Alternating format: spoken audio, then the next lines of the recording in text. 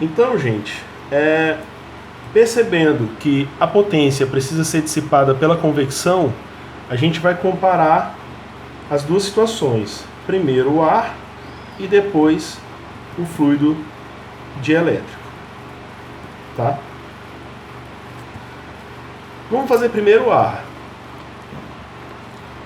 Quanto vai sair de energia se o fluido de resfriamento for o ar? Tá? O fluxo vai ser igual ao coeficiente do ar vezes a área disponível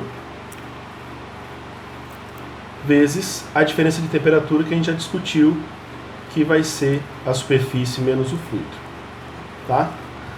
Utilizando o nosso bloquinho de notas, a gente precisa primeiro discutir que diferença de temperatura é essa e depois a gente vai discutir a área. Tá? Primeiro, a diferença de temperatura vai ser a diferença da superfície menos a diferença do fluido. Tá? No problema, a temperatura do fluido é dado com 15 graus Celsius. Tá?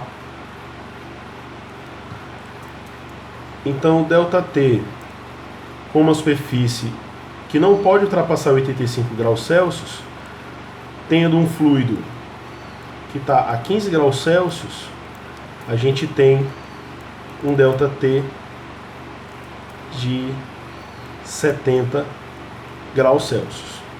Tá? A área dentro do problema tem-se como medida 5 milímetros de lado. O chip ele é quadrado, tá? Então a área vai ser lado ao quadrado. Então eu tenho 0,05 metros ao quadrado, tá?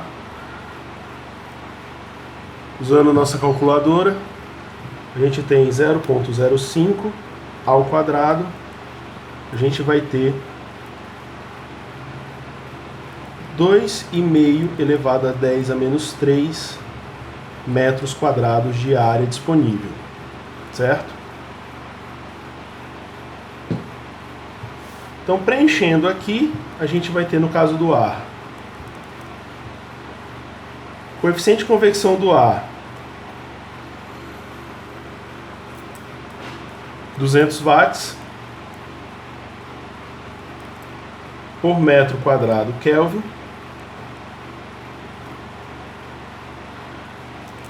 Área disponível, a gente calculou aqui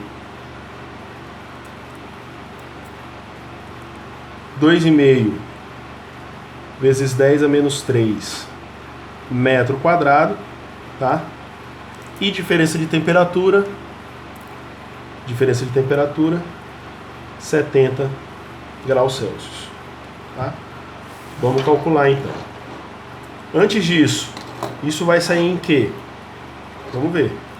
Kelvin com Celsius corta, são escalas de mesmo tamanho de grau. Metro quadrado com metro quadrado corta, e eu vou ter uma informação de fluxo de calor em watt. De que tamanho? Vamos calcular.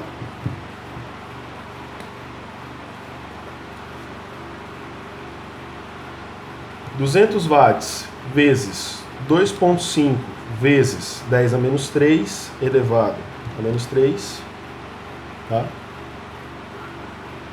Vezes 70.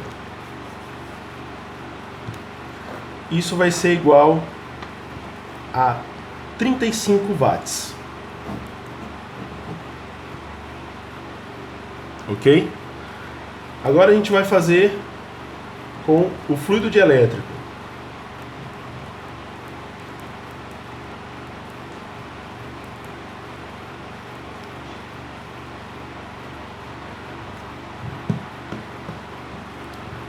Repetindo a nossa montagem, a gente tem fluxo de calor sendo igual ao coeficiente agora do fluido dielétrico, 3 kW por metro quadrado ΔK,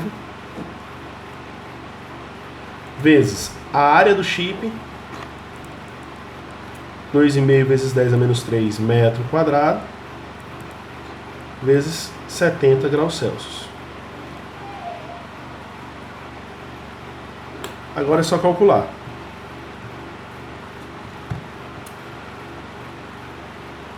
Para a gente ter esse dado em watt, para que a gente consiga comparar aqui, lembra que a gente tem 3 kW por metro quadrado Kelvin de coeficiente de convecção. Então a gente vai digitar na calculadora 3.000 watts. Tá? Lembra que o K é um 10 elevado à terceira, ou 3 vezes 1000. Então 3.000. 3.000 watts vezes 2,5 vezes 10 elevado a menos 3 vezes 70. Então, a gente conseguiu um dado em watt, como a gente já provou aqui. E agora, com o fluido dielétrico, a gente tem um fluxo de calor saindo por convecção de 525 watts. Desse modo, se prova o quê? O fluido dielétrico ele é muito mais eficiente em retirada de calor do que o ar. Certo? Dependendo da quantidade de energia térmica que se acumula aqui, isso pode ser definitivo para que o ar não consiga retirar toda a energia que se acumula no chip e a temperatura do chip ultrapassar os 85 graus e o chip queimar. Ok? Então, nesse caso aqui, no ar, o chip não pode ultrapassar 35 watts de potência. E no fluido dielétrico ele pode ir até 525 watts de potência. Ok?